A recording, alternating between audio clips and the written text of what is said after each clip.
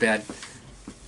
So I want to go over a topic that's actually pretty easy to go over, but pretty important, something I want to go over right away.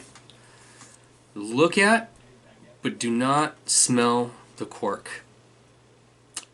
That is probably the biggest wives' tale in the restaurant when it comes to opening that bottle of wine. We all know the process. I'm assuming if you're watching this, you've opened some bottles. But it's actually also the most common problem maker. As a sommelier, I have a special trick to actually leave the cork on the worm until I've poured a taste of the wine for the client. And that way the client knows what the wine smells and tastes like before the cork is presented. This is not how you do it in formal settings. If I was being tested by a master sommelier in the Court of Masters, which they do, you have to present that cork before you pour the wine. But this creates a problem because for some reason, I don't know where this came from. I guess because maybe you smell the wine, so you have to smell the cork. But what's the cork smell like? It smells like cork.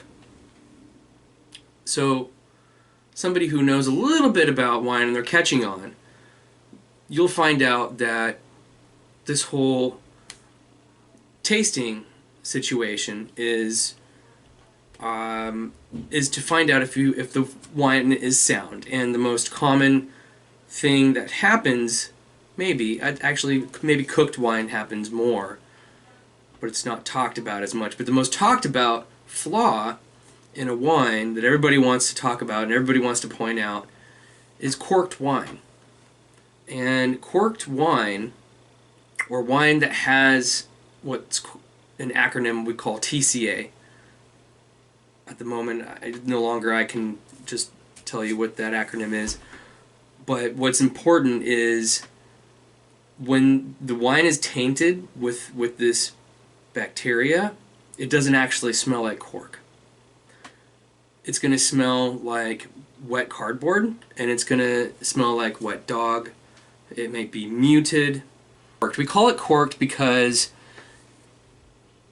air or bacteria, either bacteria came with the cork, the TCA, or air was allowed through the cork, allowing the bacteria through the cork.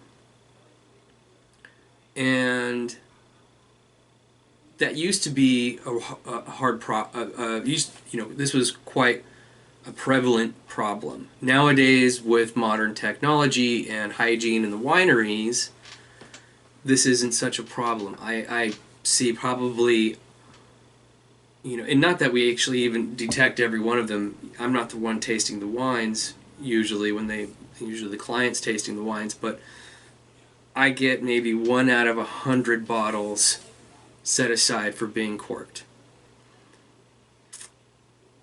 But they don't smell like cork. So don't smell the cork. There's nothing smelling the cork is going to do for you. You actually just want to look at the cork. When you look at the cork, you want to look to make sure that there's not a vein of wine, because there was gaps in the cork that allowed the wine to seep out. This is going to compromise the wine because it's going to be oxidated or it's going to be turned.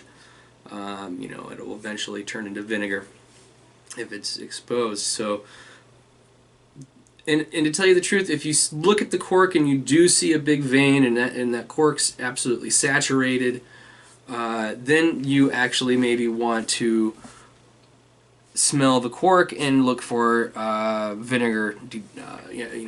Try to detect vinegar. But otherwise, when that cork hits the table, look at it, but don't smell it. And to tell you the truth, that's my first signal of letting me, that's the first signal I get from my client letting me know, a client that I don't know, how much they know or how much they think they know and how much they don't, because for some reason that wives' tale is prevalent and everybody wants to smell the cork. So if your sommelier is not as tricky as I am and he puts that cork down before he pours your wine, don't smell it. That's all I got to tell you.